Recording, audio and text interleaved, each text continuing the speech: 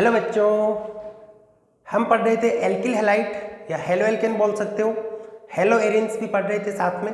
तो देखिएगा next lecture के अंदर। इससे पहले का मैं थोड़ा सा आपको रिपीट करवा देता हूँ कि अपन ने किस चीज़ को डिस्कस किया था।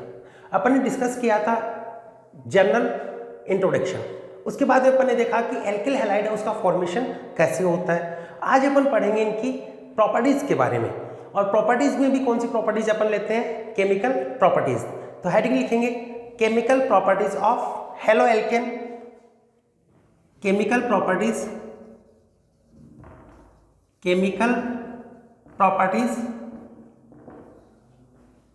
ऑफ हेलो एल्केन, या अपन बोल सकते हो एल्किल हैलाइड, एल्काइल हैलाइड।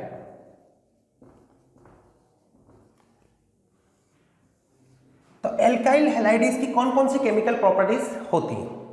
देखो 3 मेजर प्रॉपर्टीज यहां पर अपन डिस्कस करते हैं।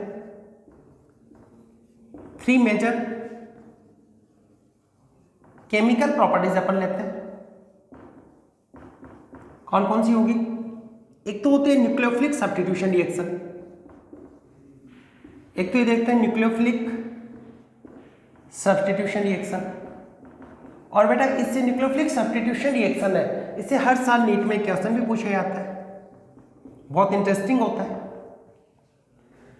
जीओसी में भी अपन इसको पढ़ के आते हैं, रिएक्शन मैकेनिज्म में भी इसको अपन पढ़ते हैं। आज फिर से अपन इसको डिटेल में देखेंगे। सेकंड होता है इसके अंदर एलिमिनेशन रिएक्शन, सेकंड है यहां पर एलिमिनेशन रिएक्शन, एलिमिनेशन रिएक्शन। और थर्ड यहां पर अपन देखते हैं reaction with metal, reaction with metal.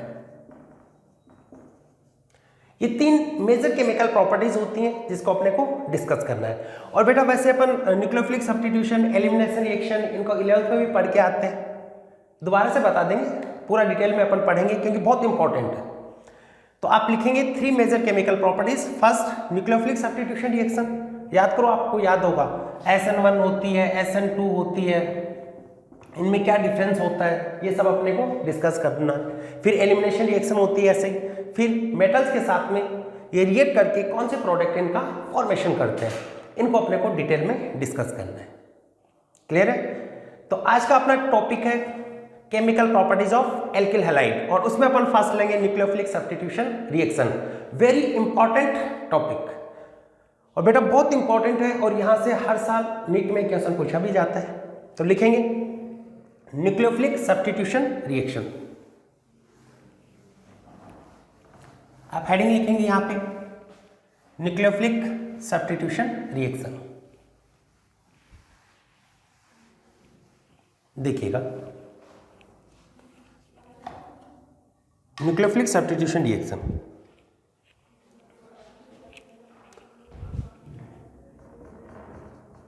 Nucleophilic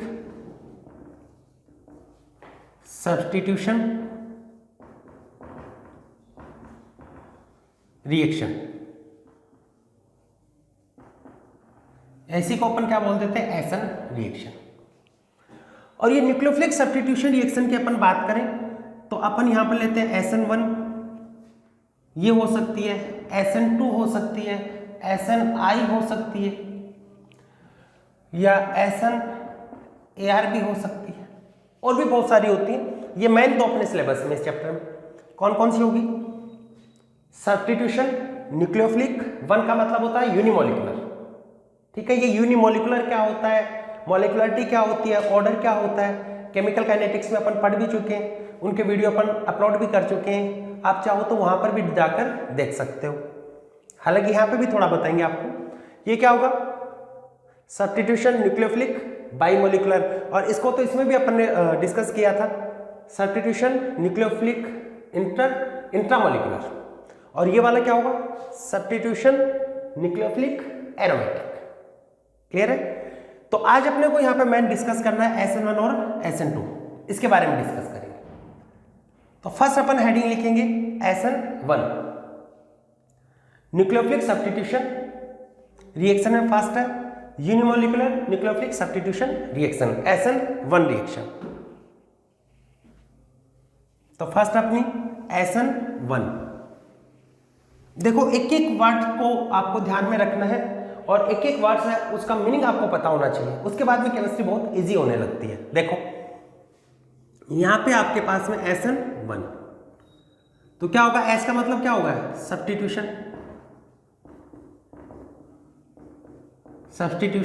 N means nucleophilic, और न्यूक्लियोफाइल है वो सब्स्टिट्यूशन कर रहा है, न्यूक्लियोफिलिक। और 1 का मतलब होता है यहाँ पे यूनिमोलिकुलर, यूनिमोलिकुलर। यूनिमोलिकुलर का मतलब क्या होता है, यहां पर बेटा जो रेट डिटरमाइनिंग स्टेप होती है, कौन सी होती है रेट डिटरमाइनिंग स्टेप, जो सबसे स्लोवेस्ट स्टेप होती है, उसके अंदर एक ही मॉलिक्यूल इन्वॉल्व होता है, इसलिए अपन इसको बोल देते हैं यूनिमोलिकुलर रिएक्शन। हालांकि बेटा यहां पर इसको यूनिमोलिकुलर कहना सही नहीं होता, हालांकि बुक्स में लिखा तो अपन भी इसको मानेंगे, क्यों लिखा उसका भी रीजन बताएंगे आपको। क्योंकि यहां पर आप देखोगे तो ये वाली जो रिएक्शन होगी SN1 रिएक्शन है वो 2 स्टेप में होती है, और जो भी रिएक्शन मोर देन 1 स्टेप में होती है उनको अपन बोलते हैं कॉम्प्लेक्स रिएक्शन। और कॉम्प्लेक्स रिएक्शन होता है उसके लिए मॉलिक्युलरिटी बताना ज़्यादा सही नहीं होता, लेकिन यहाँ पे इसलिए बता देते हैं कि जो रेट डिटरमाइनिंग स्टेप है उसमें 1 मॉलिक्यूल इन्वॉल्व है, इसलिए इसको क्या बोल देते हैं अपन, यूनिमॉलिक्युलर। ठीक है, तो अपन पढ़ रहे हैं SN1 रिएक्शन, और ये SN1 रिएक्शन होती है वो 2 स्टेप में कंप्लीट होती है। दोबारा से मैं रिपीट कर रहा हूं, अपन पढ़ रहे हैं न्यूक्लियोफिलिक सब्स्टिट्यूशन। इसका मतलब क्या हुआ, एक न्यूक्लियोफाइल आया, उसने दूसरे न्यूक्लियोफाइल को हटा दिया।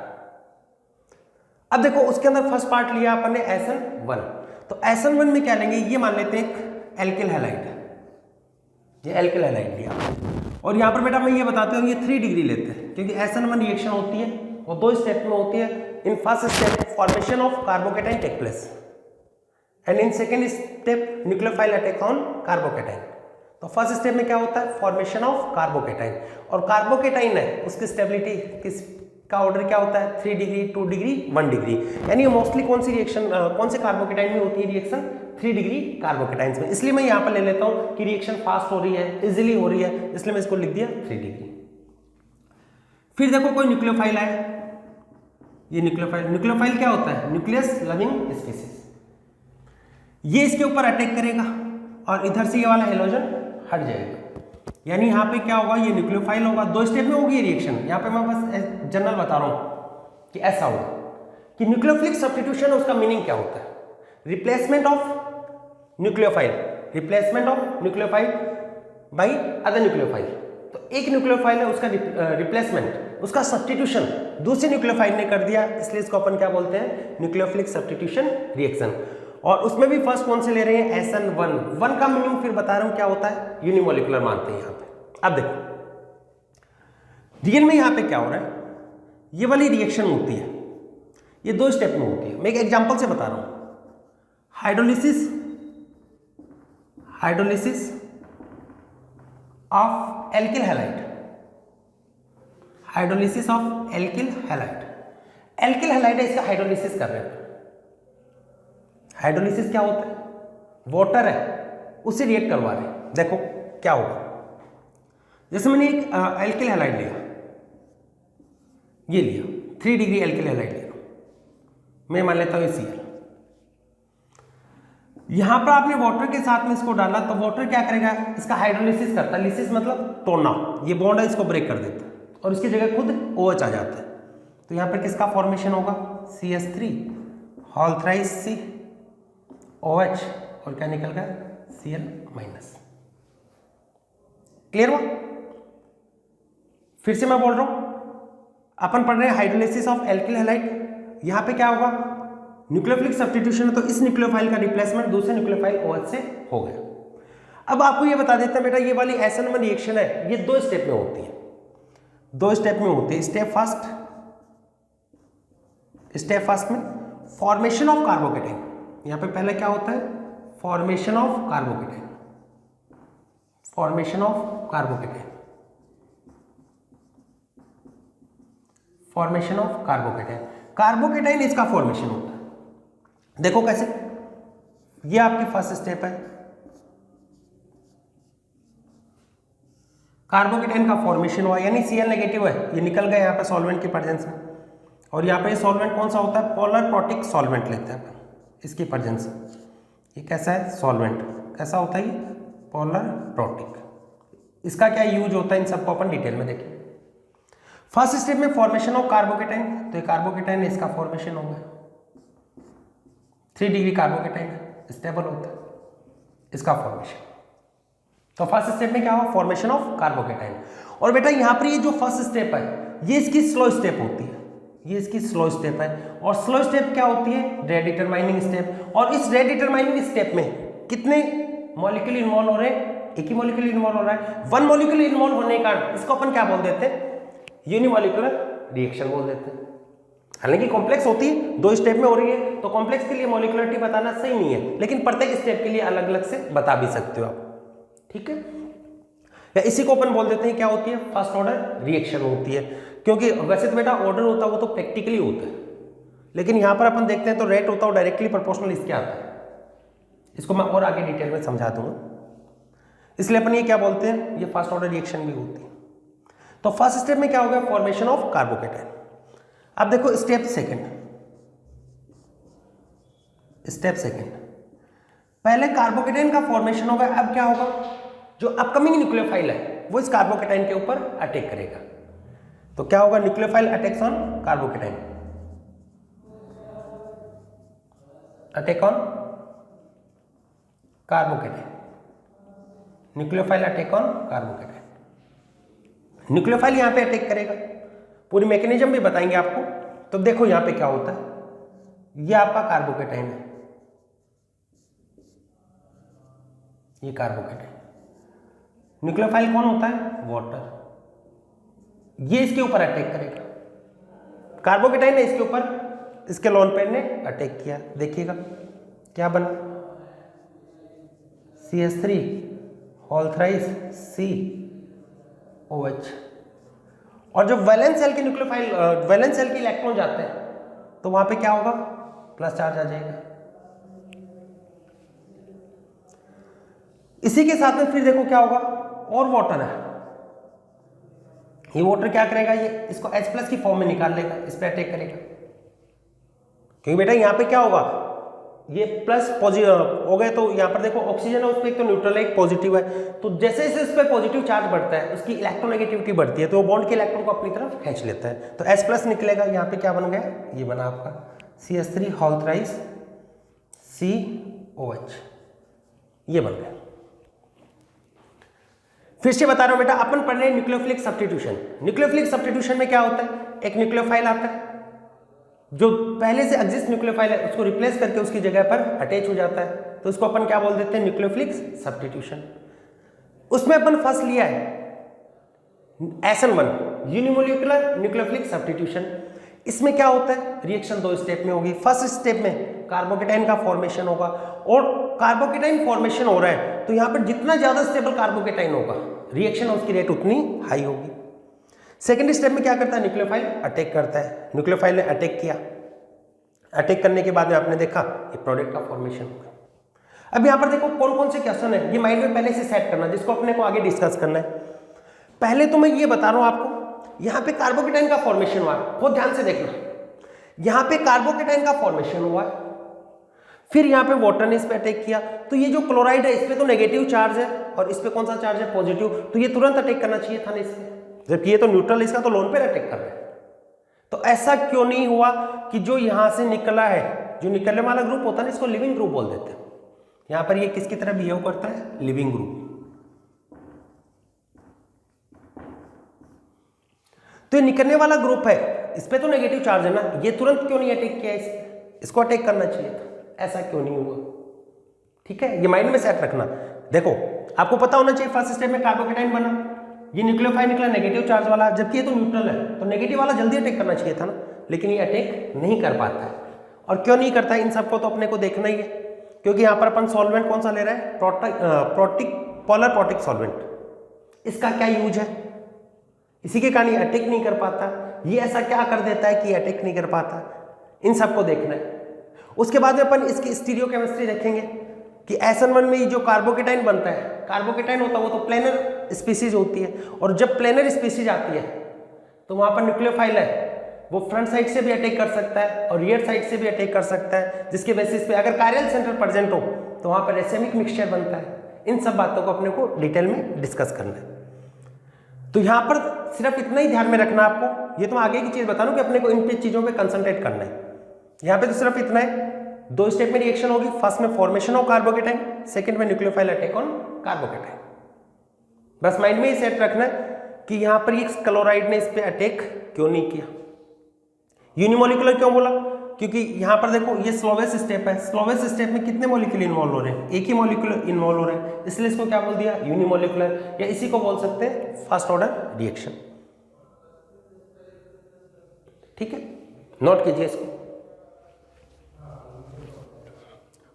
इसको आप लिखना चाहो तो ये भी लिख सकते हो, फर्स्ट ऑर्डर रिएक्शन होती है। यानी यहां पर जो रेट होगी वो डायरेक्टली प्रोपोर्शनल किसके होगी, ये RX है ना, एल्किल हैलाइड, इसी के होगी, बाकी पे डिपेंड नहीं करेगा। तो पावर कितनी होगी 1। वैसे ये बेटा प्रैक्टिकल होती है, तो प्रैक्टिकली देखा गया तो ये सेटिस्फाई हो रहा था। इसका मतलब ये क्या, न्यूक्लियोफाइल कैसा आ रहा है, सॉल्वेंट कैसा है, पोलर प्रोटिक तो होना चाहिए, उसके बाद में न्यूक्लियोफाइल है कैसा, इस पर कोई भी चीज इसकी डिपेंड नहीं करती। सॉल्वेंट कैसा आपका, पोलर प्रोटिक। नोट कर लिया।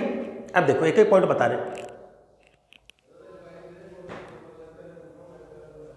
अब देखो एक एक पॉइंट को अपन डिटेल में डिस्कस करेंगे।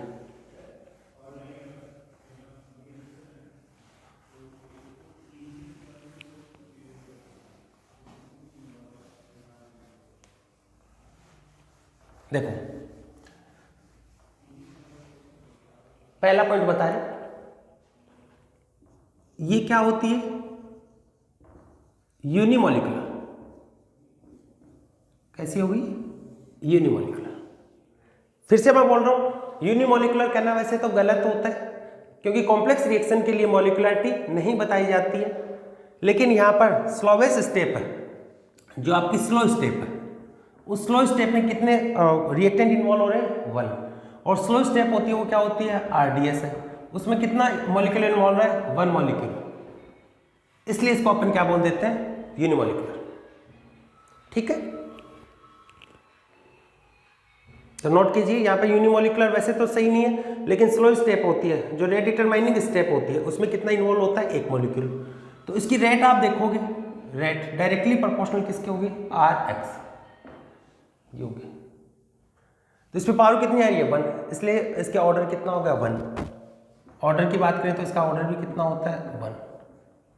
क्या यहाँ पर न्यूक्लियोफाइल पे डिपेंड कर रही है क्या, न्यूक्लियोफाइल तो सेकंड स्टेप में आ रही है, इस पे डिपेंड नहीं कर रही, सिर्फ एल्किल हैलाइड है, इसकी नेचर पे डिपेंड करेगी। तो क्या यहाँ पर ये बताओ कंसंट्रेशन, देखो आपको क्वेश्चन पूछा जाए, क्वेश्चन दिया गया है कि SN1 रिएक्शन में एल्किल हैलाइड इसकी कंसंट्रेशन डबल कर दो, न्यूक्लियोफाइल इसकी कंसंट्रेशन को भी डबल कर दिया, तो रेट कितने टाइम हो जाएगी, रेट कितने टाइम हो जाएगी। तो न्यूक्लियोफाइल पे तो डिपेंड ही नहीं कर रहा, इसकी कंसंट्रेशन तो चाहे कितनी भी करो, इससे कोई फर्क नहीं पड़ता, चाहे लो कंसंट्रेशन ऑफ न्यूक्लियोफाइल और लो कंसंट्रेशन ऑफ वाटर हो, इससे कोई फर्क नहीं पड़ेगा। तो अगर आपने एल्किल हैलाइड की कंसंट्रेशन 2 टाइम की है, तो रेट क्या होगी, डबल होगी, 4 टाइम नहीं होगी। यानी आपको यहाँ पर लो कंसंट्रेशन, अगर आपने लो कंसंट्रेशन ऑफ वाटर लिया है, यानी न्यूक्लियोफाइल लिया है, तो इससे कोई फर्क नहीं पड़ेगा, लो या हाई लो कोई भी फर्क नहीं पड़ेगा, no effect on SN reaction, SN1 reaction. SN1 reaction के ऊपर इसका कोई इफेक्ट नहीं पड़ेगा, क्योंकि रेट डिटरमाइनिंग स्टेप में ये इन्वॉल्व ही नहीं होता। ठीक है, तो रेट तो डिटरमाइन किससे होती है, स्लो स्टेप में, जिसमें सिर्फ क्या आ रहा है, एल्किल हैलाइड। ठीक है, अब यहां पे मान लो आपके पास में कार्बोकेटाइन की बात करें, कार्बोकेटाइन की स्टेबिलिटी जितनी ज्यादा होगी, सबसे ज्यादा क्या होगा, 3 डिग्री, फिर क्या होगा 2 डिग्री, फिर क्या होगा 1 डिग्री। अगर रीअरेंजमेंट पॉसिबल है तो वहां पर रीअरेंजमेंट ऑफ कार्बोकेटाइन होगा, लेकिन वो रेट पे कोई इफेक्ट नहीं डालता है। बहुत इंपॉर्टेंट है, rearrangement of carbocation is possible, ये पॉसिबल होगा। कैसे बनता है रीअरेंजमेंट, जैसे 1 डिग्री है, वो अगर हाइड्राइड शिफ्ट, मिथाइल शिफ्ट या फिर फिनाइल शिफ्ट से 2 डिग्री में कन्वर्ट होता है, तो ऐसा रीअरेंजमेंट होगा। अगर 2 डिग्री है और इस टाइप की कहीं पर शिफ्टिंग पॉसिबल है, तो किस में कन्वर्ट हो जाएगा, 3 डिग्री में कन्वर्ट हो जाएगा। लेकिन कन्वर्ट होकर प्रोडक्ट तो बनाएगा, लेकिन रेट पे उस रीअरेंजमेंट का कोई इफेक्ट नहीं पड़ता। तो लिखेंगे second rearrangement of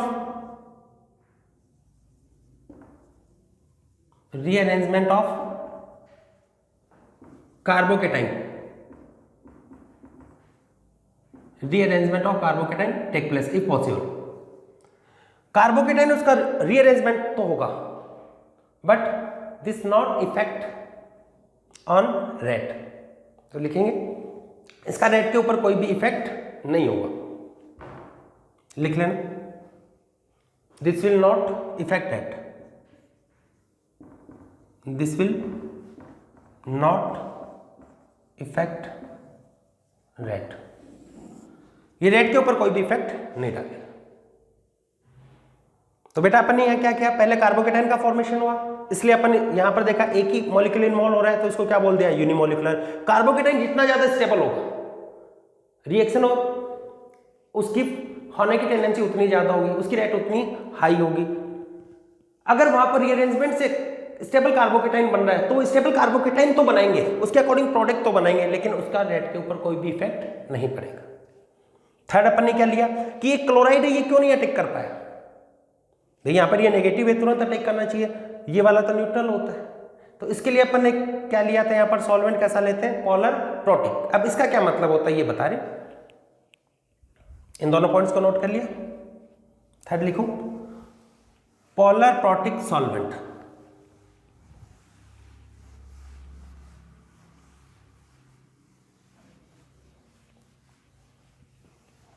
polar protic solvent.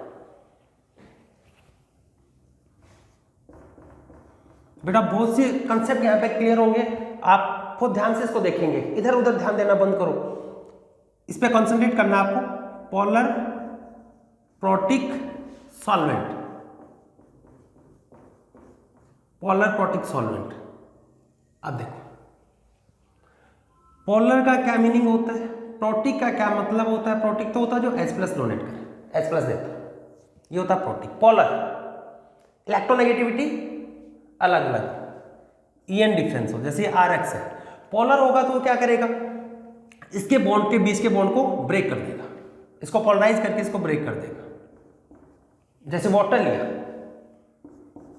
लिया और वाटर के लिए यहां पे इसको ब्रेक कर देता है, पोलर को, ये पोलर होता है, इसको ब्रेक क्यों कर देता है, इसके लिए बेटा अपन देखते हैं इसका डाइलेक्ट्रिक कोफिशिएंट। पोलर का डाइलेक्ट्रिक कोफिशिएंट हाई होता है, डाइलेक्ट्रिक कांस्टेंट भी बोल देते हैं, ये हाई होता है, जैसे इसके लिए एप्सिलॉन भी बोलते हैं, 81 के आसपास होता है, 80 भी लिख देते हैं। इसका मतलब क्या है, एप्सिलॉन की वैल्यू जितनी ज्यादा होगी, डाइलेक्ट्रिक कोफिशिएंट है या डाइलेक्ट्रिक कांस्टेंट है वो जितना ज्यादा होगा, वो इनके बीच के बॉन्ड को उतना ही ज्यादा वीक कर देगा। जैसे एयर की कंपैरिजन में 80 टाइम है, तो एयर की कंपैरिजन में इसके बॉन्ड को कितने टाइम वीक करेगा वो, 80 टाइम। तो बेटा कार्बोकेटाइन बनाने तो इनका बॉन्ड ब्रेक होना चाहिए ना, तो इसलिए अपन पोलर सॉल्वेंट लेते हैं, क्योंकि इसका डाइलेक्ट्रिक कांस्टेंट हाई होता है, और जिसका डाइलेक्ट्रिक कांस्टेंट हाई होता है वो क्या करेगा, उन दोनों के बीच के बॉन्ड को उतना ही ज्यादा वीक कर देता है। क्लियर हुआ। उसके बाद में देखो ये क्या कर रहा है, प्रोटिक H+ ले रहा है, इसका क्या रोल है, देखो आपको नहीं बताया क्लोराइड क्यों नहीं अटैक कर पाया, इसका रीजन बता रहे क्यों नहीं अटैक कर पाया। ये क्या करता है, पोलर प्रोटिक सॉल्वेंट होता है ना, ये इस क्लोराइड आयन है इसको ट्रैप कर लेता है। देखो जैसे वाटर है, ये क्लोराइड है, तो वाटर क्या करता है, प्रोटिक होता है ना, इस पे पार्शियली नेगेटिव पार्शियली पॉजिटिव होगा, इस पे इन पे पार्शियल नेगेटिव, तो इसको चारों तरफ से ऐसे साउंड कर लेता है, इसके चारों तरफ ऐसे कैच बना लेता है, पार्शियल पॉजिटिव, तो इनको ऐसे बंद कर लेता है कैच, तो इसको बंद कर लेता है सॉल्वेंट, इसको सेपरेट कर लेता है, इसको सेपरेट कर लेता है पोलर प्रोटिक सॉल्वेंट। तो सेपरेट कर लिया तो अब ये तो रहा ही नहीं, ये तो अटैक कर ही नहीं सकता इसके ऊपर, इसलिए अब कौन अटैक करेगा, वाटर है, ये अटैक करता है। क्लियर हुआ। जैसे पोलर प्रोटिक कौन कौन से होते हैं, एग्जांपल बताएं। वाटर होता है,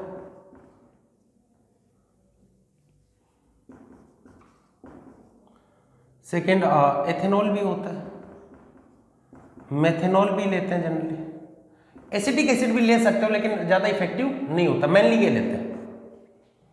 ये पोलर प्रोटिक सॉल्वेंट है, इनको काम में लेते हैं। तो फर्स्ट बताइए यहाँ पर यूनिमोलिकुलर क्यों बोलते हैं? क्योंकि रेडिएटेड माइनिंग स्टेप में कितने मॉलिक्यूल इन्वॉल्व हो रहा है? एक। सेकेंड आपको यहाँ पे ये बताए कि ये कार्बोकेटाइन है, ये अगर रीअरेंजमेंट से और ज्यादा स्टेबल हो रहा है तो स्टेबल तो बनाएगा, लेकिन रेट का इस पे कोई इफेक्ट, रेट पे इसका कोई इफेक्ट नहीं पड़ेगा। थर्ड यहाँ पर पोलर प्रोटिक सॉल्वेंट क्यों लिया? तो उसका रोल क्या होगा? इसको ट्रैप कर लेगा, तो ये तुरंत अटैक नहीं कर पाएगा। ठीक है, अब देखते हैं टेम्परेचर का इफेक्ट देख रहे हैं। Effect of temperature, effect of temperature.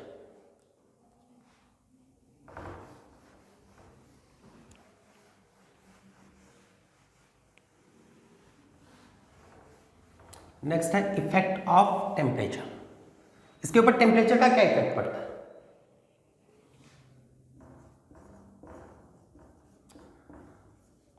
Effect of temperature, temperature का इफेक्ट देखिए कि टेम्परेचर का क्या इफेक्ट पड़ता है। बेटा टेम्परेचर का इफेक्ट देखने के लिए आपने को ये पता होना चाहिए कि जो आपकी प्रोसेस है वो एक्सोथर्मिक होती है या फिर एंडोथर्मिक, और SN1 रिएक्शन होती है वो एक्सोथर्मिक प्रोसेस है। और द इफेक्ट ऑफ टेम्परेचर ये कैसा होता है? एक्सोथर्मिक। एक्सोथर्मिक इसका मतलब यहाँ पे हीट रिलीज होती है, डेल्टा एस नेगेटिव होता है, लेस देन 0। ऐसा क्यों हुआ? क्योंकि यहाँ पर आपने देखा ये कार्बन क्लोरीन बॉन्ड है, ये तो ब्रेक होता है, ये कार्बन ऑक्सीजन है, ये वाला बॉन्ड फॉर्म होता है। स्ट्रॉन्ग बॉन्ड कौन सा होता है? बॉन्ड है, इसको ब्रेक करने के लिए तो एनर्जी की रिक्वायरमेंट होती है, और जब भी बॉन्ड का फॉर्मेशन होता है तो एनर्जी रिलीज होती है। और इन दोनों में देखते हैं तो ये वाला स्ट्रॉन्ग बॉन्ड है, और जो जितना ज्यादा स्ट्रॉन्ग बॉन्ड होगा तो एनर्जी कंपेरेटिव ज्यादा निकलेगी। तो फॉर्मेशन में जितनी रिक्वायर्ड है, सॉरी ब्रेक करने में जितनी रिक्वायर्ड है, फॉर्मेशन में उसकी कंपैरिजन में ज्यादा रिलीज हो रही है, इसलिए ओवरऑल क्या होगा? नेगेटिव। और एक्सोथर्मिक कोई भी प्रोसेस होती है उसके लिए क्या कंडीशन होता है? ली चैटरले प्रिंसिपल में भी पढ़ा, थर्मोडायनेमिक्स में भी अपन 11th में पढ़ा है। क्या होता है? एक्सोथर्मिक के लिए फॉरवर्ड डायरेक्शन में ले जाने के लिए रिक्वायर्ड कंडीशन क्या होती है? Low temperature. तो इसके लिए रिक्वायर्ड कंडीशन क्या होगी आपकी?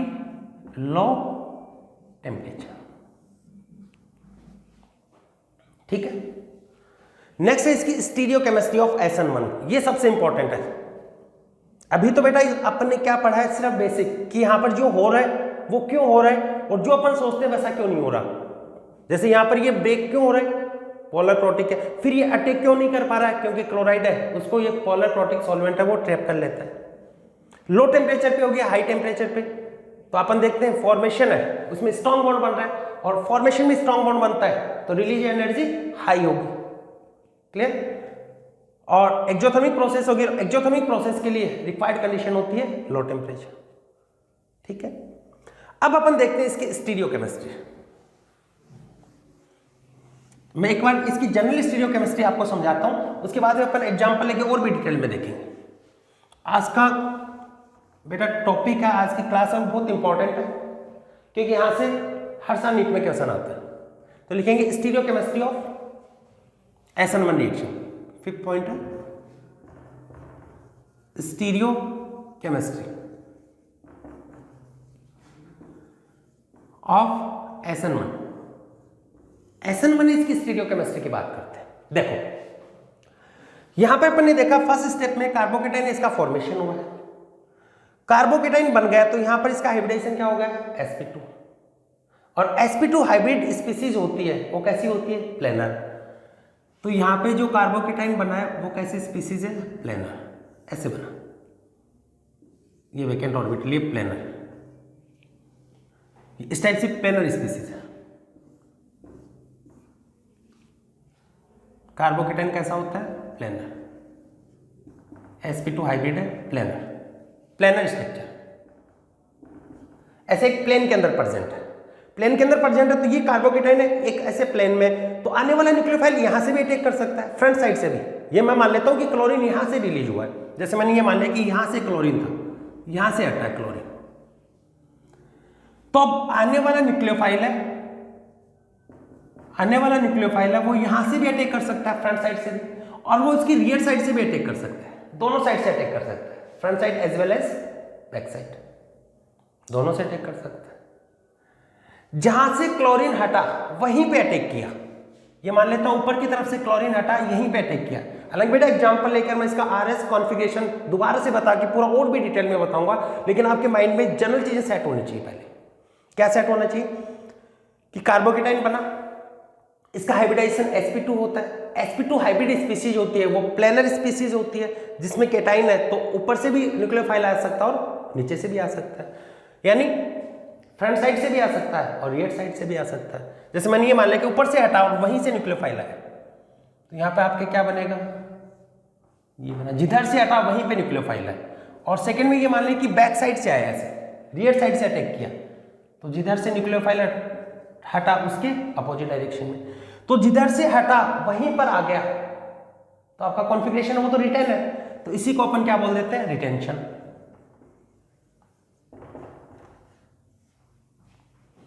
और उसके अपोजिट साइड से आकर अटैक किया, तो ये आपका क्या हो गया, इन्वर्जन। इसको वाल्डन इन्वर्जन वगैरह भी आप बोलते हो, इन्वर्जन। और जहां पर रिटेंशन और इन्वर्जन दोनों होता है उसको अपन क्या बोल देते हैं, रेसेमिक मिक्सचर। तो यहां पे क्या बन गया, रेसेमिक मिक्सचर। हालांकि बेटा यहां पे अगर दोनों को देखोगे, रेसेमिक मिक्सचर में दोनों 50-50 होने चाहिए, लेकिन मैं यहां पे आपको बता रहा हूं रिटेंशन वाला होता है वो 50% से कम होता है,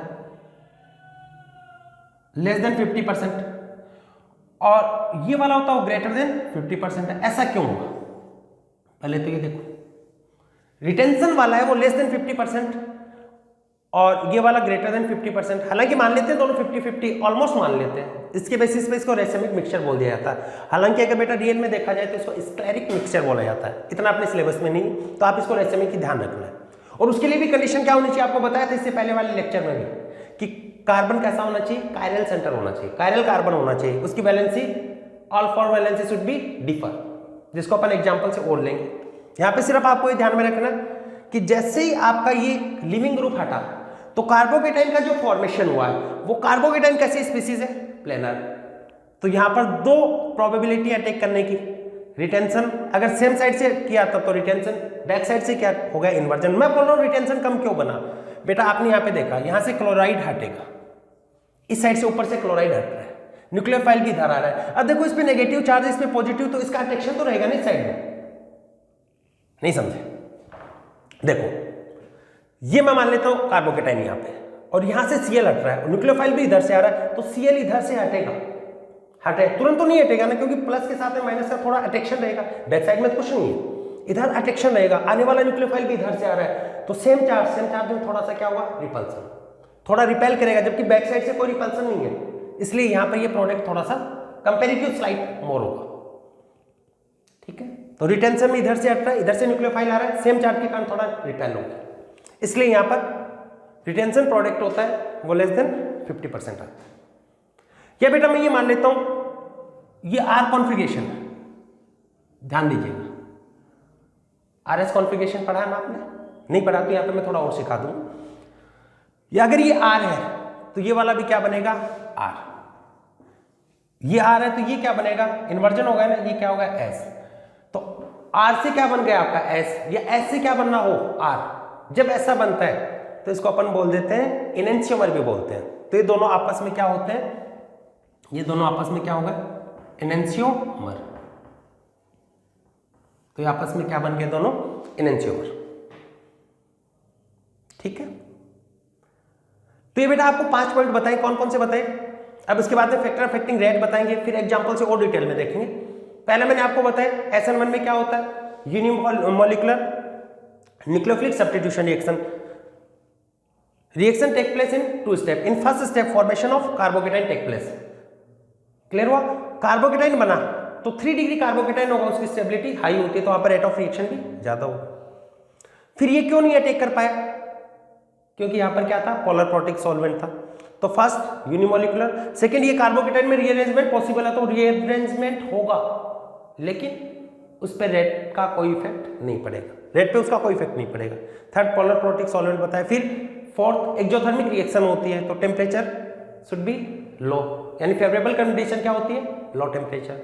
फिर उसके बाद में आपको इसकी स्टीरियोकेमिस्ट्री बताई है कि कार्बोकेटाइन होता है प्लेनर स्पीसीज है, दोनों साइड से अटैक कर सकता है, लेकिन क्या होना चाहिए, कायरल सेंटर। कार्बन ये वाला क्या होना चाहिए, कायरल सेंटर, तभी ये वाली कंडीशन अप्लाई होता है, अदरवाइज नहीं। तो स्टीरियोकेमिस्ट्री की बस यही खूबसूरती है कि क्या ध्यान में रखना उसमें, कायरल सेंटर। तो न्यूक्लियोफाइल जिधर से हटेगा वहीं पे अटैक किया तो कंपेरेटिव कम प्रोडक्ट बनेगा। क्यों? क्योंकि जिधर से हट रहा है, ये मान लो कि क्लोराइड इधर से हट रहा है और न्यूक्लियोफाइल भी इसी साइड में आ रहा है, तो यहाँ पे थोड़ा रिपल्सन होगा ना इसमें, सेम साइड से। ये यहाँ पर कार्बन मान रहे हैं, जबकि इधर से न्यूक्लियोफाइल आ रहा है, उसको कोई रिपल्सन नहीं है, तो इजिली अटैक करेगा। इसलिए यहाँ पर जो सेम साइड वाला रिटेंशन है वो कंपेरेटिव लो बनता है। फिर भी अपन यहाँ पर अपने सिलेबस में दे रखा है दोनों ऑलमोस्ट 50% होते हैं। अगर पूछा जाए तो ये क्या बताना, लेस देन 50%। ठीक है, तो ये थी इसकी स्टीरियोकेमिस्ट्री। नोट कीजिए, फिर इसके बाद में पढ़ते हैं factor affecting rate of reaction, यानी कौन सी रिएक्शन में, SN1 में। नोट कीजिए इसको।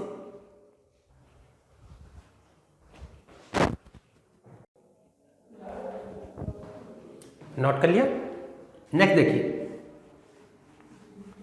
नेक्स्ट हेडिंग लिखेंगे factor which affects rate of SN1, factors which affect rate of SN1। देखिएगा कौन कौन से फैक्टर हैं वो SN1 रिएक्शन में उसकी रेट पे इफेक्ट डालते हैं।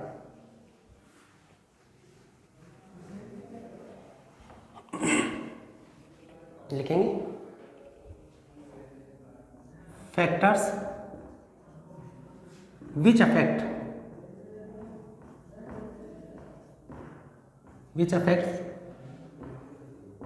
रेट ऑफ SN1, कि कौन कौन से फैक्टर हैं जो SN1 रिएक्शन इसकी रेट पे इफेक्ट डालते हैं। तो फर्स्ट लिखेंगे nature of alkyl halide, nature of alkyl halide.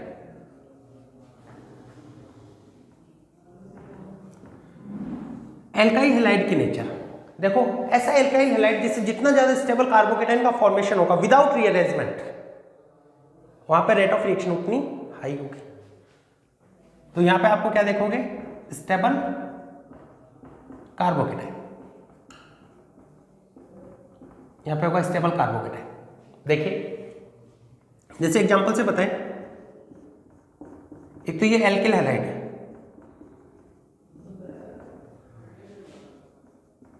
इनमें रेट को आपको कंपेयर करना है। दूसरा ये थर्ड अपन ये मान लेते हैं CH3 CH2 OH Cl। तो यहां पर आप देखोगे जब ये क्लोराइड ब्रेक होकर कार्बोकेटाइन का फॉर्मेशन करेगा तो कितने डिग्री कार्बोकेटाइन का फॉर्मेशन होगा, यहाँ पे 3 डिग्री, यहां पे क्या बनेगा 2 डिग्री, इसमें क्या बनेगा 1 डिग्री, मिथाइल का भी बना सकते हो आप। तो ये ऑर्डर होगा, यानी SN1 रिएक्शन मेनली होती किसमें, 3 डिग्री में। 1 डिग्री में तो बेटा होती नहीं है, ये मान लेते हैं कि इसमें तो नेग्लिजिबल है। 2 डिग्री में थोड़ी बहुत होती है। तो आपको क्या ध्यान में रखना है, जो जितना ज्यादा स्टेबल कार्बोकेटाइन है विदाउट रीअरेंजमेंट, उसकी रेट ऑफ रिएक्शन उतनी हाई होगी। देखो आगे क्वेश्चन करवाते हैं।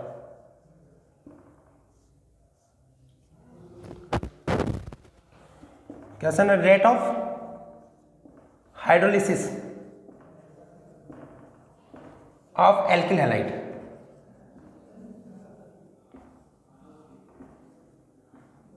इन SN1 रिएक्शन। SN1 रिएक्शन इसके अंदर आपको देखना है, रेट बतानी। जैसे फर्स्ट क्वेश्चन में लिख रहा हूं, इसके अंदर ये है ए ऑप्शन, या फर्स्ट क्वेश्चन ऐसे बना रहा हूं, 2 ही ले रहा हूं, CH2 double bond CH CH2Cl, एक तो ये दे दिया। दूसरा आपको ये दे रखा है CH3 CHCl और CH3। किसके हाइड्रोलाइसिस की रेट ज्यादा होगी, देखिएगा। आपने इसको ब्रेक किया तो यहां पे क्या बन रहा है 2 डिग्री, यहां पे जब ये वाला ब्रेक होगा तो ये वाला क्या बनेगा 1 डिग्री। 1 डिग्री तो बनेगा, लेकिन ये एलाइलिक कार्बोकेटाइन है, और एलाइलिक कार्बोकेटाइन ये किस में पार्टिसिपेट करेगा, रेजोनेंस में। देखो ये वाला बॉन्ड इधर शिफ्ट होगा, इस पे पॉजिटिव चार्ज आएगा, यानी ये रेजोनेंस स्टेबलाइज है। एलाइलिक कार्बोकेटाइन होता है वो क्या होगा, 1 डिग्री होते हुए भी क्या होता है, वो 2 डिग्री की कंपेरिजन में ज्यादा स्टेबल होता है। इसका रीजन क्या होता है, रेजोनेंस स्टेबलाइज।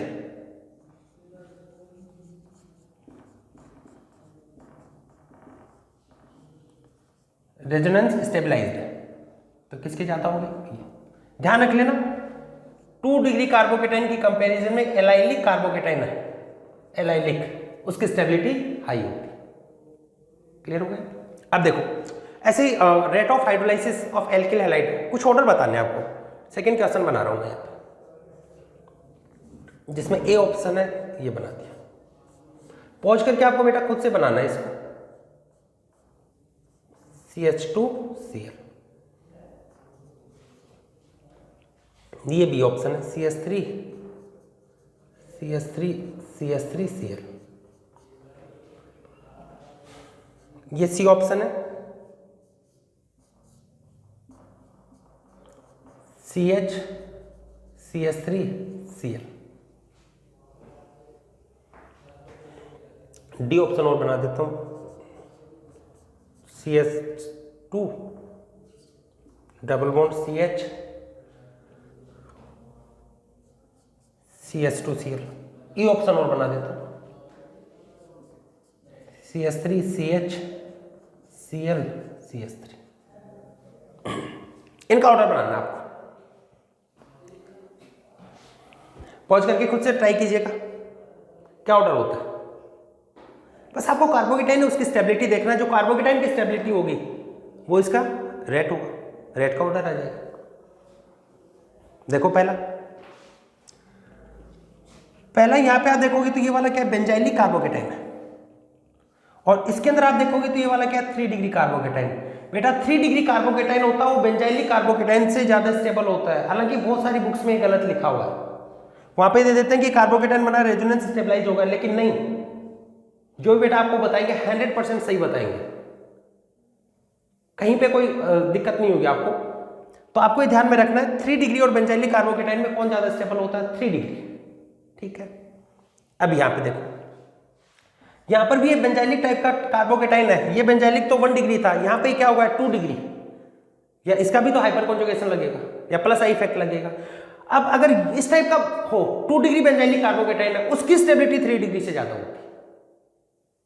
अगर सिंपल बेंजाइलिक हो तो उसकी स्टेबिलिटी 3 डिग्री से कम होती है, लेकिन इस टाइप का 2 डिग्री टाइप का बेंजाइलिक कार्बोकेटाइन हो तो उसकी स्टेबिलिटी 3 डिग्री से हाई होती है।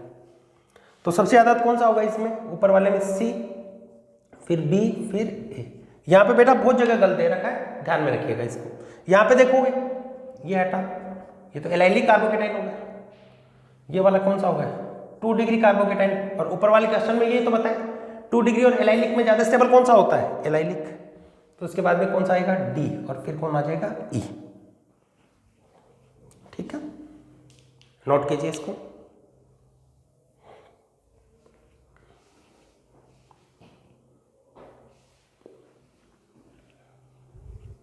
नोट कर लिया, देखो और लिखवाते हैं।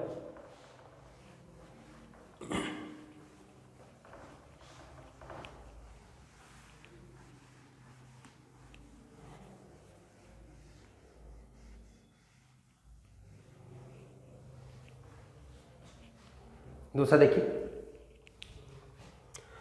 और बता देते हैं आपको। ए ऑप्शन है आपका, ये बी आर, बी ऑप्शन है बी आर, सी ऑप्शन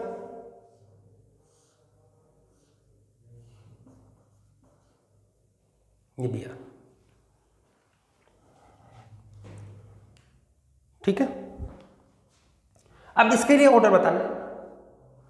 तो यहां से ये बेटा ब्रेक होगा, तो ये जो कार्बोकेटाइन बनेगा वो कौन सा कार्बोकेटाइन है, एलाइलिक कार्बोकेटाइन। इसको देखोगे तो ये वाला क्या बनेगा, सॉरी ब्रोमाइड हटेगा ये वाला, तो ये क्या बनेगा 3 डिग्री कार्बोकेटाइन। इसके अंदर आप देखोगे यहां से Br नेगेटिव हटा, ये क्या बन गया 2 डिग्री कार्बोकेटाइन।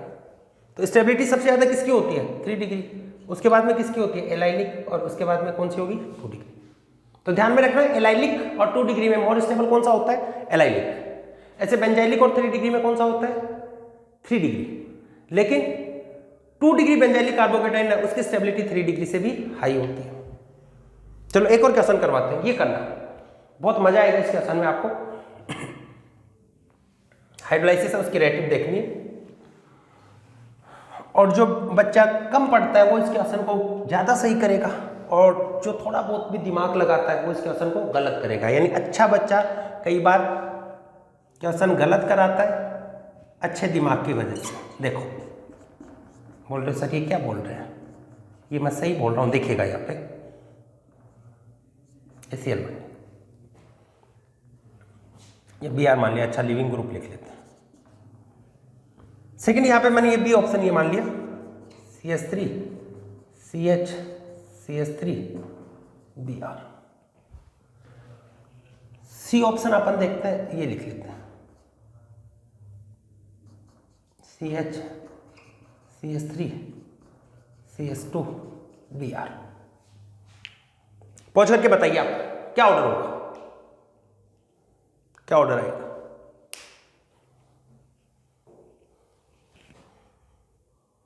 देखो बताए यहां पे आप देखोगे तो ये हटने पे ये कौन सा होगा 3 डिग्री। जब यहां से ब्रोमाइड हटेगा तो ये कितने डिग्री का फॉर्मेशन होगा 2 डिग्री, और यहां से हटेगा तो क्या होगा 1 डिग्री। अब जो नहीं पढ़ने वाला बच्चा है, गधा बच्चा तो नहीं बोल सकते, बच्चे तो अच्छे होते हैं, कम पढ़ने वाला बच्चा बोल देते हैं, शरारती टाइप का जो कम पढ़ाई लिखाई में कम ध्यान देता है उसकी बात कर रहे हैं। तो वो क्या करेगा 3 डिग्री 2 डिग्री 1 डिग्री ये करेगा, 3 डिग्री 2 डिग्री 1 डिग्री। तो इसके बेसिस पे क्या लिखेगा वो AB। और पढ़ने वाला बच्चा क्या सोचेगा कि यहां से ब्रोमाइड हटा तो ये 1 डिग्री कार्बोकेटाइन बना, ये 1 डिग्री कार्बोकेटाइन के पास में देखोगे तो यहां पर ये वाला शिफ्ट हो सकता है, यहां पे क्या होगा ये वो हाइड्राइड शिफ्ट कराएगा यहां से। जैसे हाइड्राइड शिफ्ट कराएगा यहां पे हाइड्राइड को शिफ्ट कराएगा तो वहां पे क्या बनेगा 3 डिग्री कार्बोकेटाइन बनाएगा।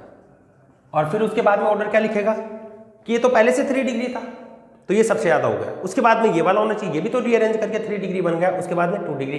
लेकिन आपको मैंने क्या बोला था कार्बोकेटाइन का ऐसे रीअरेंजमेंट होकर प्रोडक्ट तो ये बनेगा, लेकिन इसका रेट के ऊपर कोई इफेक्ट नहीं पड़ता। रीअरेंजमेंट से फॉर्म कार्बोकेटाइन है वो रेट ऑफ रिएक्शन को SN1 रिएक्शन में इफेक्ट नहीं डालते, तो ये वाला ही सही रहेगा। समझ गए, नोट कीजिए इसको। तो पहला बताया नेचर ऑफ एल्किल हैलाइड, और नेचर ऑफ एल्किल हैलाइड में आपको क्या बताया स्टेबिलिटी ऑफ कार्बोकेटाइन। ध्यान क्या रखना है, बच्चे कंफ्यूज रहते हैं 3 डिग्री के अंदर और बेंजाइलिक में कौन ज्यादा होता है 3 डिग्री, एलाइलिक और 2 डिग्री में एलाइलिक। शिफ्टिंग के बाद में अगर कोई स्टेबल कार्बोकेटाइन बन रहा है तो उसका रेट ऑफ रिएक्शन पे कोई इफेक्ट नहीं पड़ता इन SN1 reaction.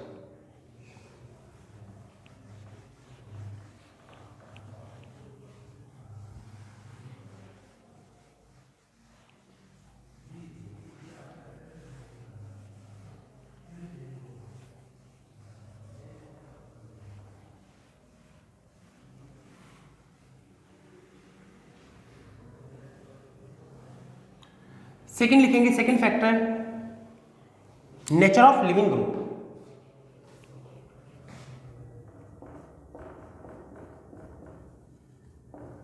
Nature of leaving group.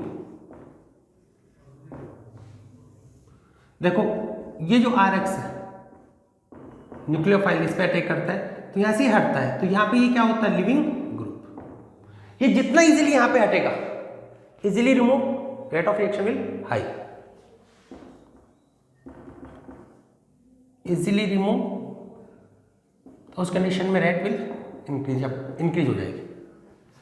और लिविंग ग्रुप के लिए अपन ये देखा था बेटर लिविंग ग्रुप कौन सा होता है weak bases better leaving group. देखो चलो मैं और दूसरा मेथड भी बता दूं, जैसे कि आपके पास में RI RBR RCl RF, तो यहां पर ये बिगर होता है तो इसके अट्रैक्शन फोर्स क्या रहेगा, कार्बन के साथ में अट्रैक्शन फोर्स कम रहेगा, क्योंकि कार्बन स्मॉल साइज का सेकंड पीरियड का तो उसका अट्रैक्शन फोर्स किसके साथ में ज्यादा होगा फ्लोरीन के साथ में, तो ये इजीली रिमूव होगा। जो इजीली रिमूव होता है उसके लिए रेट ऑफ रिएक्शन हाई होती है। या आप इसके रिमूव के क्या बना रहा है आयोडाइड ब्रोमाइड क्लोराइड फ्लोराइड, देखो ये है HF HCl HBr HA, acidic strength का ये ऑर्डर होता है। टॉप टू बॉटम जाते हैं या लेफ्ट टू राइट जाते हैं, हाइड्राइड्स के लिए एसिडिक स्ट्रेंथ इंक्रीज होती है। तो इंक्रीज होने के बाद में क्या बना रहा है, आयोडाइड, ब्रोमाइड, क्लोराइड, फ्लोराइड। तो ये किसका ऑर्डर है, उसका एसिडिक स्ट्रेंथ का। S+ देने के बाद में वो क्या बनाता है, उसका कॉन्जुगेट बेस। स्ट्रॉन्ग का क्या होता है, वीक, और वीक का क्या होता है, स्ट्रॉन्ग।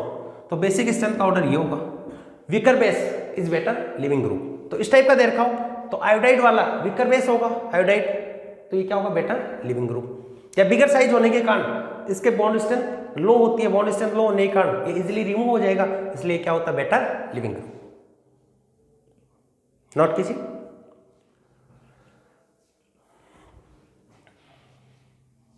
थर्ड है nature of solvent. Nature of solvent, चलो मैं यहीं कर देता हूं, फिर इसके एग्जांपल पढ़ेंगे। नेचर ऑफ सॉल्वेंट, सॉल्वेंट इसके नेचर में बता रहा हूं आपको। सॉल्वेंट कैसा लेना चाहिए अपने को, पोलर प्रोटिक। कैसा सॉल्वेंट होगा आपका, पोलर प्रोटिक। पोलर तो क्या करता है, पोलर तो यहां पे क्या करेगा, इस बॉन्ड को ब्रेक करेगा। जितना ज्यादा पोलर होगा यानी उसका डाइलेक्ट्रिक कोएफिशिएंट जितना ज्यादा होगा वो उस बॉन्ड को उतना इजीली ब्रेक कर देगा, यानी उसके बॉन्ड को उतना ही ज्यादा वीक करेगा। डाइलेक्ट्रिक कोएफिशिएंट का काम ही क्या होता है, दो के अट्रैक्शन फोर्स को वीक करना। जो ये इसके बीच में जैसे ये प्लस है ये माइनस है, एक टाइप का जो इलेक्ट्रोस्टैटिक फोर्स लगता है उसको वीक करना। और प्रोटिक क्या करेगा, फिर ये जो हैलाइड हटेगा उसको चारों तरफ से ये प्रोटिक होगा, वो जैसे वाटर है तो वो इसको सराउंड कर लेगा, इसको ट्रैप कर लेगा ऐसे।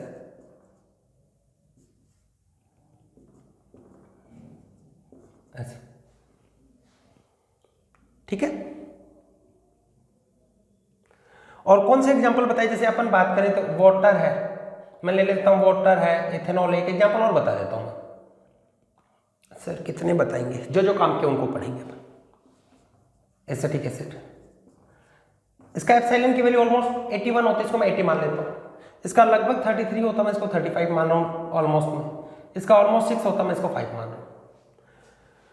तो जिसके लिए डाइलेक्ट्रिक कोएफिशिएंट जितना ज्यादा होगा वहां पर रेट उतनी ज्यादा होगी। और जब इसको देखा जाए कि इसकी रेट x है तो इसकी कंपैरिजन में प्रैक्टिकली देखा गया 4x है, और इसकी कंपैरिजन में 1.5 लाख गुना टाइम थी, ये 1.5 लाख गुना टाइम है। अगर यहां पर रेट x है तो यहां पर कितना होगा, इसके कंपैरिजन में 4 टाइम, इसके टाइम में 1.5 लाख टाइम होगा। यानी वाटर के केस में rate of reaction very high होगी, तो जो पोलर प्रोटिक होता है उसके केस में रेट ऑफ रिएक्शन हाई होगी। तो ये थे बेटा आपके SN1 रिएक्शन में कौन कौन से फैक्टर इफेक्ट डालते हैं। अब अपन एग्जांपल लेके इसको डिटेल में और डिस्कस करेंगे, ठीक है। अब मजा आएगा आपको, जो भी पढ़ाना उसका एप्लीकेशन बहुत सिंपल सा है, देखिएगा।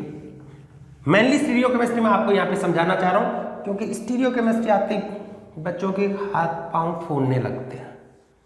अरे बहुत इंटरेस्टिंग है, थोड़ा सा सोच के देखोगे ना।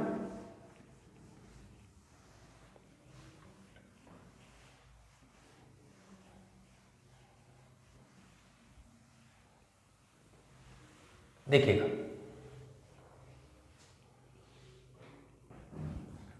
एग्जाम्पल्स पूरा डिटेल में RS वगैरह सब बताऊंगा, ध्यान दीजिए बस आप। मजा आएगा आपको, समझ में आएगा तो मजा आएगा, है ना। देखो ये आपके पास में मैंने एग्जाम्पल लिया है H, बस फिशर प्रोजेक्शन में लिख रहा हूँ। चलो इसको जैसे RS वगैरह आपको, ये फिनाइल है, इधर पीएच भी लिख देते हैं ना इसे, बेंजीन वाला।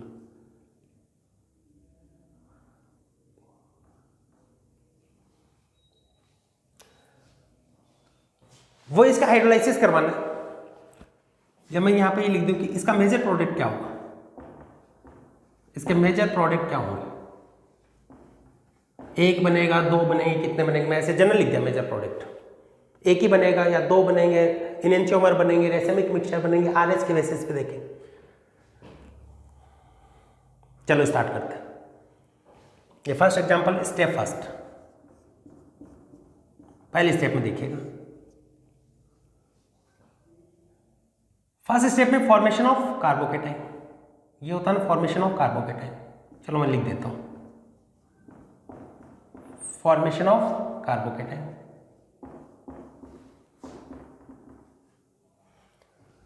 कार्बोकेटाइन इसका फॉर्मेशन देखिएगा,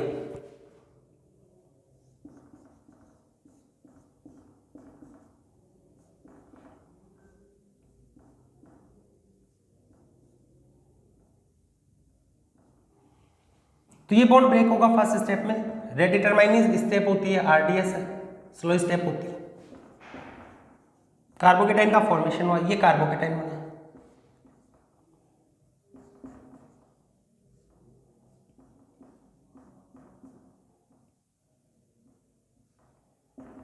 ये बना। बेटा ये तो टेट्राहेड्रल स्ट्रक्चर होती है, क्या इसको ऐसे लिखना सही है क्या? यहां पे अपन देखते हैं कार्बोकेटाइन है, वो तो क्या होता है आपका, कार्बोकेटाइन होता है sp2 हाइब्रिड होता है, और sp2 हाइब्रिड स्पीसीज कैसी होती है, प्लेनर स्पीसीज होती है, यानी ये रियल में आप देखोगे तो इस टाइप का होगा, प्लेन के अंदर प्रेजेंट होगा ये कार्बोकेटाइन ऐसे, जैसे मैंने इधर लिखा ये फिनाइल, इधर मिथाइल, इधर ये हाइड्रोजन, ये ऐसे एक प्लेनर स्पीसीज होगी, एक प्लेन के अंदर ऐसे प्रेजेंट होगा इस टाइप से, ये एक प्लेनर स्पीसीज, जिसमें आने वाला न्यूक्लियोफाइल है वो बैक साइड से भी अटैक कर सकता हो, फ्रंट साइड से भी अटैक कर सकता है। देखो सेकंड स्टेप में, step second,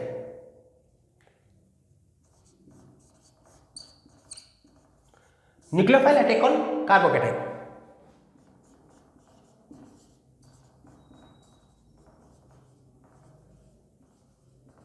nucleophile attacks on carbocation, ये कार्बोकेटाइन पे अटैक करने वाला है। देखो ये प्लेनर स्पीसीज थे इसके,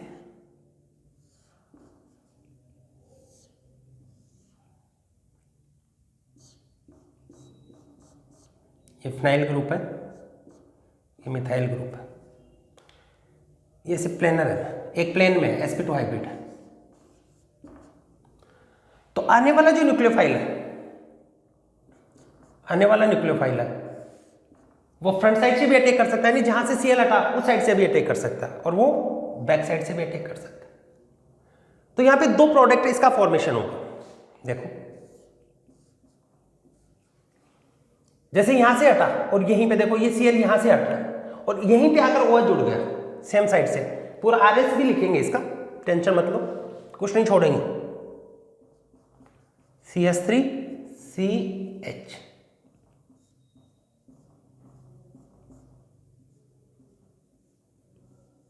ये हुआ, और इधर OH अटैक किया, यहाँ पे न्यूक्लियोफाइल को ना हाइड्रोलाइसिस कर रहे हैं OH अटैक, या फिर बैक साइड से करेगा, इस साइड में जुड़ेगा OH,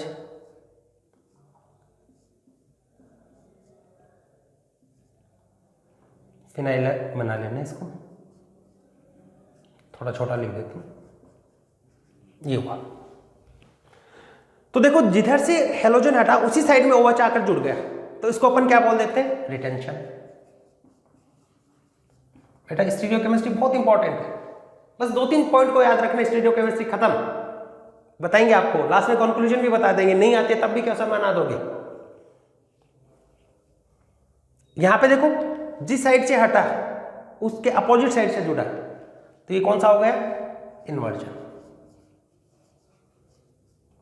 ये हो गया आपका इन्वर्जन, ये रिटेंशन होगा, ये वाला इन्वर्जन,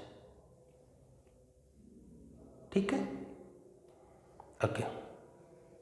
अब देखो RS बताइए, देखिए अपन यहां पे देखते हैं RS नोमेनक्लेचर में अपन ये सीखते हैं कि जिसका मॉलिक्यूलर मास या एटॉमिक मास हाई होता है उसको प्रायोरिटी देते हैं, प्रायोरिटी ऑर्डर क्या होगा, ये हो गया, उसके बाद यहाँ पर कार्बन है, यहाँ पे कार्बन है, सेकंड यहाँ पर फिर कार्बन है, यहाँ पर हाइड्रोजन है, तो प्रायोरिटी किसको दोगे, इस वाले को, ये वाला क्या होगा थर्ड, और ये वाला कौन सा होगा फोर्थ। और अपने को क्या जो लीस्ट प्रायोरिटी ऑर्डर है उसमें जो एटम आ रहा है उसको वर्टिकल पोजीशन पे रखना है, इस टाइप की जो पोजीशन है उसको यहाँ पे रखना, नंबर लगाने की जरूरत नहीं है। तो क्या होगा, आप ऐसे चलोगे, रोटेशन देखोगे तो ये क्या होगा 1 2 3 4 ऐसे जाएगा, घड़ी ऐसे घूमती है क्लॉक ऐसे क्लॉकवाइज, तो ये क्या होगा अपोजिट, क्या होगा एंटी क्लॉकवाइज, और जो एंटी क्लॉकवाइज होता है उसको क्या नाम देते हो आप, S, ठीक है, ये S था आपका। यहां पे आपने देखा इसमें एटॉमिक मास ऑक्सीजन का ज्यादा है या कार्बन का? ऑक्सीजन का होता है, तो इसका प्रायोरिटी ऑर्डर 1, ऐसे यहाँ पे 2, यहाँ पे 3, ये हो गया। कैसा हुआ? Anti clockwise. और एंटी क्लॉकवाइज वाला कौन सा होता है? एस। ठीक है, ऐसे देखो यहां पे आपने देखा तो इसका ऑर्डर क्या होगा? 1, ये क्या होगा? 2, ये क्या होगा? 3। कैसा हो गया? क्लॉकवाइज। घड़ी ऐसे घूमती है ना, क्लॉकवाइज। तो ये क्या हो गया? आर। तो एस से आर बने या आर से एस बने तो वो क्या होते हैं आपस में? एनेंशियोमर। क्या लिखा आपको? एस से आर बने या आर से एस बने, ऐसा होता तो आपस में क्या होते हैं? एनेंशियोमर। एनेंशियोमर। तो बेटा ये आपस में क्या हो गए? एनेंशियोमर। तो ये थी इसकी बेसिक स्टीरियोकेमिस्ट्री की रिटेंशन, और ये क्या होगा? इन्वर्जन। और जहां पर रिटेंशन और इन्वर्जन दोनों बनते हैं उसको बोल देते हैं रेसिमिक मिक्सचर। कंडीशन क्या है? आपके पास में क्या प्रेजेंट होना चाहिए? Chiral centre. यहां पे देखो इसकी सब ऑल 4 वैलेंसी आर डिफर, सारी डिफर बहुत है इसके अंदर। एक से ज्यादा कायरल सेंटर हो गया, 2 कायरल सेंटर हो गया, तो वहां पर ऐसा नहीं बनेगा। रिटेंशन इन्वर्जन ये नहीं होता, ये थोड़ी सी हाई लेवल की चीजें, इनको भी बताएंगे। तो एक ही कायरल सेंटर होता तो आपको ऐसा बना लो, नोट कीजिए इसको।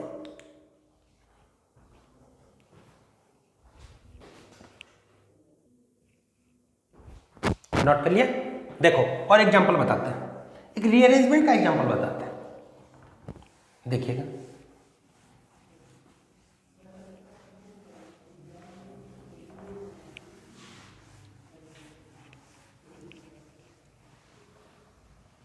नेक्स्ट एग्जांपल है रीअरेंजमेंट का, इसी के अंदर SN1 रिएक्शन। आप अपने से भी ट्राई करना, पॉज करके देखो। ये आपको देखा CD3 ड्यूटेरियम, C ये फिनाइल ग्रुप है, CS2Br। हाइड्रोलाइसिस है, इसके प्रोडक्ट बताने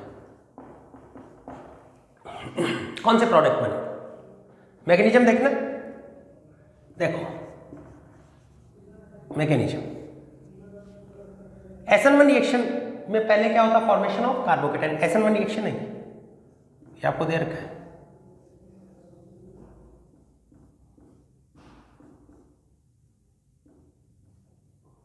ये होगा CS2Br और ये H। फर्स्ट स्टेप में क्या होता है? Formation of carbocation. ये आपकी स्टेप फर्स्ट है, मैं बार बार नहीं लिख रहा हूं, अब जान अब आपको याद हो गया। फर्स्ट स्टेप में क्या होगा? Formation of carbocation. ये निकलेगा, कार्बोकेटाइन बनेगा। क्या बना? CD3 PH H CS2+। तो ये क्या बन गया? 1 डिग्री कार्बोकेटाइन। तो 1 डिग्री जैसे ही बनता तो अपन ट्राई करते हैं 2 डिग्री हो जाए या 3 डिग्री हो, तो यहां पर तो मिथाइल शिफ्टिंग पॉसिबल है। हालांकि रेट ऑफ रिएक्शन पे इसका कोई फर्क नहीं पड़ेगा। यहां पर क्या होगा? सॉरी, हाइड्राइड शिफ्टिंग होगी, hydride shift 1 two hydride shift होगा। तो देखो क्या बन गया? CD3 C PH H तो यहाँ शिफ्ट हो गया ना, क्या बना? ये यहाँ पर शिफ्ट हो जाएगा इसका CS3। ये कार्बोकेटाइन बन गया। और कार्बोकेटाइन ये जो बनेगा ये कैसा होगा? प्लेनर स्पीसीज होगी। तो प्लेनर स्पीसीज होगी तो स्टेप सेकंड, इस प्लेनर स्पीसीज के ऊपर आने वाला न्यूक्लियोफाइल है वो फ्रंट साइड से और रियर साइड से, दोनों साइड से अटैक कर सकता है। देखो मैंने ये बना दी CD3 CS3, ये प्लेनर कार्बोकेटाइन है, प्लेनर स्पीसीज है। तो अपकमिंग न्यूक्लियोफाइल है वो यहां से भी अटैक कर सकता है और आने वाला न्यूक्लियोफाइल है वो यहां से भी अटैक कर सकता है, दोनों साइड से अटैक करेगा। तो देखो क्या बनेगा? फिशर प्रोजेक्शन से बताते हैं। देखो इसको फिशर प्रोजेक्शन में लिख रहा हूं मैं। देखो ये था CD3 CH CH2Br और ये फिनाइल ग्रुप है।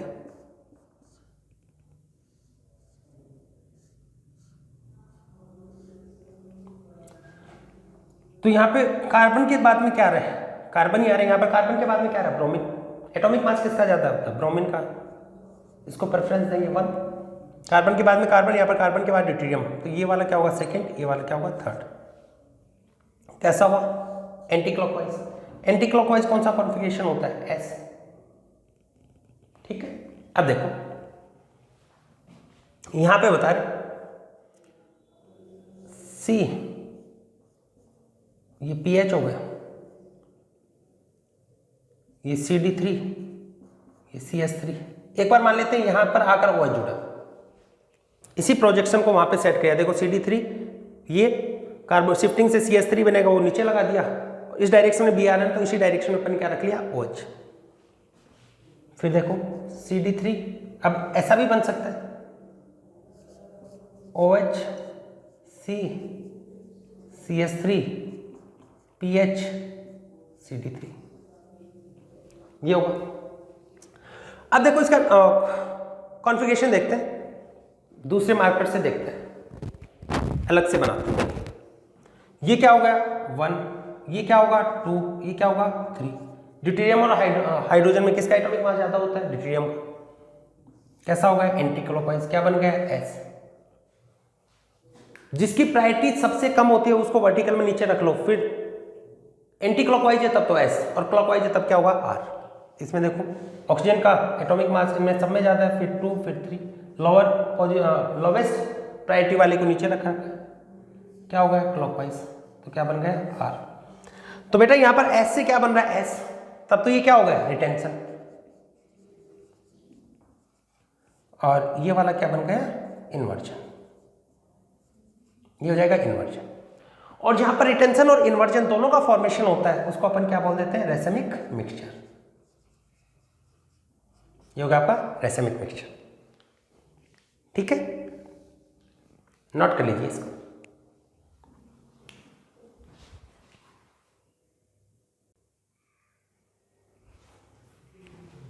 नोट कर लिया बेटा। एक एग्जांपल और देखते हैं, लास्ट एग्जांपल SN1 का। अभी अपन ये पढ़ा कायरल सेंटर होता है तो वहां पर रेसेमिक मिक्सचर बनता है। कब, जब 1 कायरल सेंटर हो। अगर एक से ज्यादा कायरल सेंटर हो तो वहां पे जरूरी नहीं है कि आपका रेसेमिक मिक्सचर बने, यानी आप ये मान लेना कि वहां पर रेसेमिक मिक्सचर नहीं बनता। कैसे नहीं बनता, क्या कंडीशन आती है, क्यों नहीं इनएंशियोमर का फॉर्मेशन होता, इन सबको अपन देख रहे हैं। देखो आपके पास में थर्ड एग्जांपल मैंने ये लिया, ये CS3 CD3 Cl और ये फेनिल ग्रुप, यहां पे कार्बन होगा ना। देखो इस कार्बन से सभी अलग अलग है, तो ये भी कायरल सेंटर है। इससे भी देखो all 4 valency are differ, then it also chiral centre. इसका आप हाइड्रोलाइसिस करो और हाइड्रोलाइसिस करके किस टाइप के प्रोडक्ट्स का फॉर्मेशन होता है उनको बताना है। इनएंशियोमर बनता है, डायस्टीरियोमर बनता है, किस टाइप से। एक मार्कर और ले लेते हैं। देखो इसका करेंगे तो बेटा सबसे पहले यहां पर देखो स्टेप फर्स्ट स्टेप में क्या होगा, ये CD3 है, ये H CS3 Cl H, ये फेनल, ये क्लोराइड निकलेगा, ये हुआ, ये क्लोराइड निकला आपका, ये वाला ब्रेक हो जाएगा, मैं ऐसे दिखा देता हूं, ये ब्रेक होगा, कार्बोकेटाइन का फॉर्मेशन होगा, यहां पे कार्बोकेटाइन बनेगा। एक ही स्टेप में दोनों को मैं एक्सप्लेन कर देता हूं किस टाइप से। यहां पे कार्बोकेटाइन का फॉर्मेशन होगा तो अपकमिंग है वो एक तो इस साइड में ही जुड़ सकता है और दूसरा इसके अपोजिट साइड में, तो 2 टाइप के प्रोडक्ट का फॉर्मेशन होगा। थोड़ा सा फील करना, दोनों स्टेप को मैं साथ में बता रहा हूं। यहां पे हटेगा OH है, या तो इसी साइड से जुड़ेगा या फिर अपोजिट साइड से, या तो फ्रंट साइड से या फिर बैक साइड से। देखो दोनों प्रोडक्ट बना देता हूं, इसमें ऊपर वाले पे तो कोई फर्क नहीं पड़ेगा, ये तो ऐसा कैसे है CD3। इधर देखो एक कार्बन एक तो ये बना, इधर OH होगा, दूसरा इधर। नेक्स्ट देखो, ये तो ऐसा कैसा रहेगा, CH3 CD3 H, इधर PH, इधर Cl, अपोजिट साइड से, Cl के अपोजिट साइड से ठीक किया। ये दो प्रोडक्ट बनते हैं OH, ये दो प्रोडक्ट बनते हैं। अब देखो सबसे पहले क्या ये मिरर इमेज है क्या? दोनों को आपस में देखा है, दो है क्या, ये मिरर इमेज है क्या? देखो नीचे वाला पार्ट तो मिरर इमेज है, मिरर में देखते तो लेफ्ट वाला पार्ट राइट साइड में, राइट वाला लेफ्ट साइड में। तो यहाँ पे तो हो रहा है, देखो OH है वो अपोजिट डायरेक्शन में आ रहा है, PH हो अपोजिट। यहाँ पे तो देखो सेम ही रहा, ये CD3 है सेम साइड में, it means not mirror image.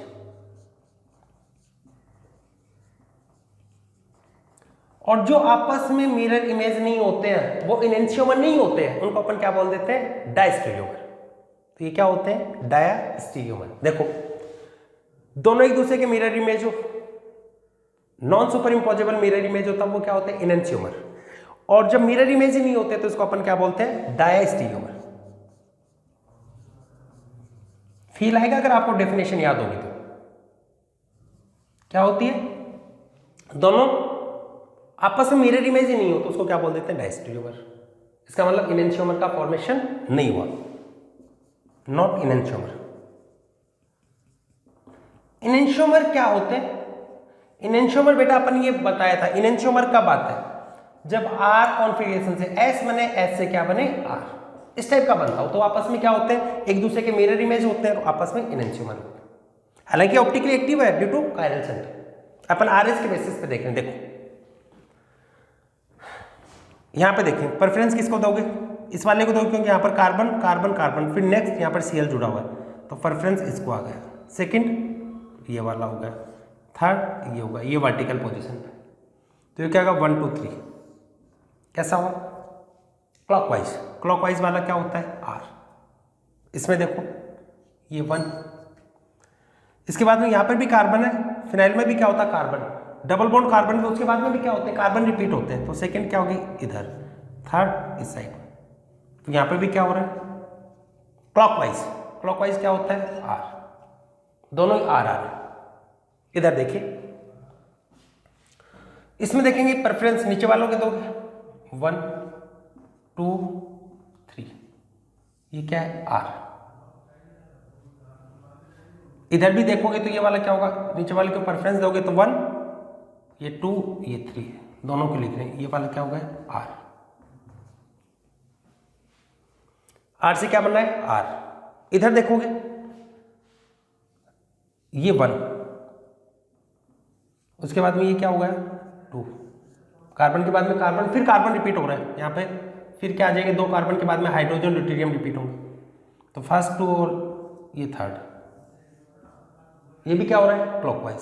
तो ये भी क्या बन गया, R।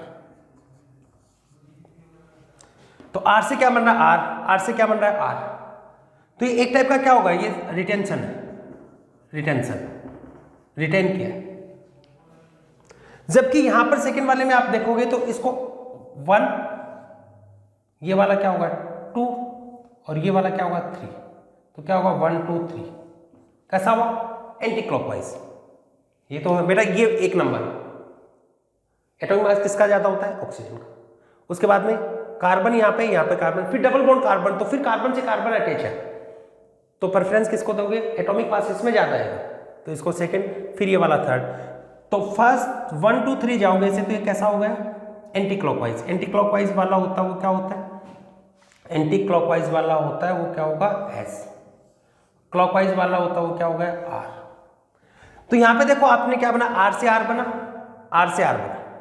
इधर देखोगे, देखो ये बना R, R, इससे पहले वाले में क्या बना है, R, R, दूसरे में R, R से फिर क्या बना है, ये तो सेम ही रहा है ना ऊपर वाला, तो R, S। R से R, ये तो रिटेंशन है, तो यहां पर R से SS बनता, तब उसको अपन क्या बोलते हैं, इनेंशियोमर। इट मीन्स ये इनेंशियोमर नहीं। क्लियर हुआ, इनेंशियोमर के लिए ये वाली कंडीशन होती है, R कोई भी R होगा S में बदलना चाहिए। और ये वाला आर है वो भी ऐसे बदलना चाहिए, ये वाला आर है वो भी ऐसे बदलना चाहिए। लास्ट कंक्लूजन बता रहे, अगर वन कायरल सेंटर है यहां पर, वन कायरल सेंटर, तब तो वहां पर इनएंशियोमर बनेगा। और अगर टू कायरल सेंटर या more than two chiral centre है तो वहां पर इनएंशियोमर का फॉर्मेशन नहीं होगा, वहां पर किसका फॉर्मेशन होगा, डायस्टेरियोमर। आई होप सो आपको लेक्चर समझ में आया होगा। और भी बेटा कोई डाउट है एक बार दोबारा से इसको रिपीट करके पूछ देखिएगा, और फिर भी कुछ डाउट रह जाता तो कमेंट सेक्शन में आप बताइएगा, फिर से रिपीट कर देंगे कुछ भी, ठीक है। All the very best.